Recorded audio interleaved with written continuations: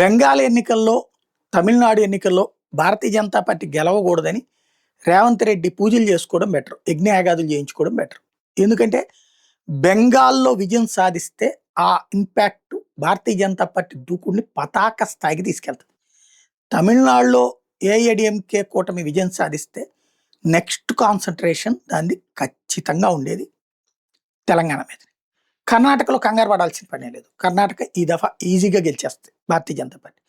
అక్కడ ఈ దఫా కాంగ్రెస్ వాళ్ళు దొరికినంత దోచుకో అని అదేదో పాప సుమతి ప్రోగ్రామ్ ఉండేది, క్యాష్ ప్రోగ్రామ్ చివరిలో ఉంటుంది ఒక ఎపిసోడ్, దొరికినంత దోచుకో అని చెప్పేసి.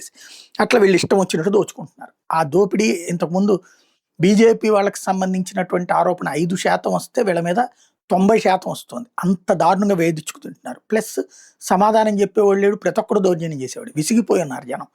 కాబట్టి అక్కడ మాత్రం ఈజీగా గెలుతుంది. తమిళనాడు గెలిచి కర్ణాటక గెలిస్తే నెక్స్ట్ తెలంగాణనే.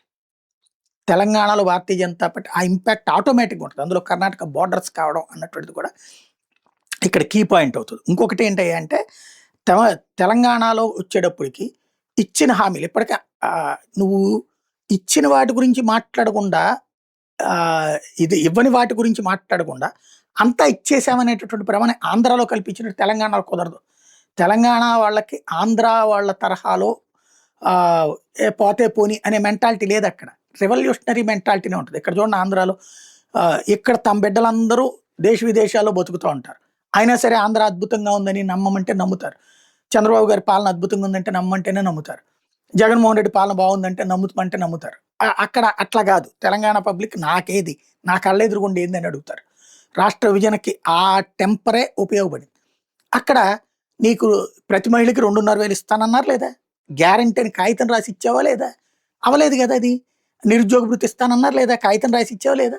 అవలేదు కదా అది. అలాగే రైతు బంధు ప్రతి నెల కూడా ఇస్తామని చెప్పి ప్రతి 6 నెలలకు ఇస్తానన్నారు కదా. ఏదో మొత్తం ఎలక్షన్స్ ముందు ఒక ట్రిప్ వేసేస్తే అయిపోతుందా?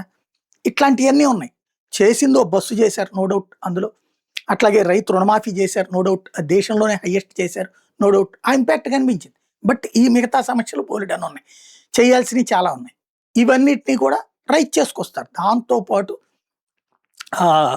పార్టీలో ఉన్నటువంటి అంతర్గత కలహాలు ఎన్ని పెరుగుతాయి, ముదురుతాయి రాబోయే రోజులు. ఇప్పటికే కనబడుతుంది. ఒక ఎమ్మెల్యే ఇంకొక ఎమ్మెల్యేకి పడదు, ఒక నాయకుడికి ఇంకో నాయుడు పడదు, ఒక మంత్రికి ఇంకో మంత్రికి పడదు, ముఖ్యమంత్రి అంటే కొంతమందికి పడదు, కొంతమంది మంత్రులు అంటే ముఖ్యమంత్రికి పడదు. మీడియా మేనేజ్మెంట్తో నడిచిపోతుంది. ఇవన్నీ విడప్పుడంతా బాగానే ఉంటాయి. టెంపో లాస్ట్లోకి వచ్చేటికి ఈడ్చి కొడుతుంది. కేసీఆర్ కూడా మీడియాని ఆ రోజున మేనేజ్ చేశాడు. మీడియా ఏ రోజున కేసీఆర్ని దాటిపోవాలా ఆ రోజున తన అధికారంలో ఉన్నంతవరకు. ఇప్పుడు రివర్స్ అయిన మీడియా అంతా కూడా ఆ రోజున కేసీఆర్కి దాసోహం. కాబట్టి మీడియాను నమ్ముకుని అనుకుంటే కష్టం. తెలంగాణలో సాధ్యం కాదు అది.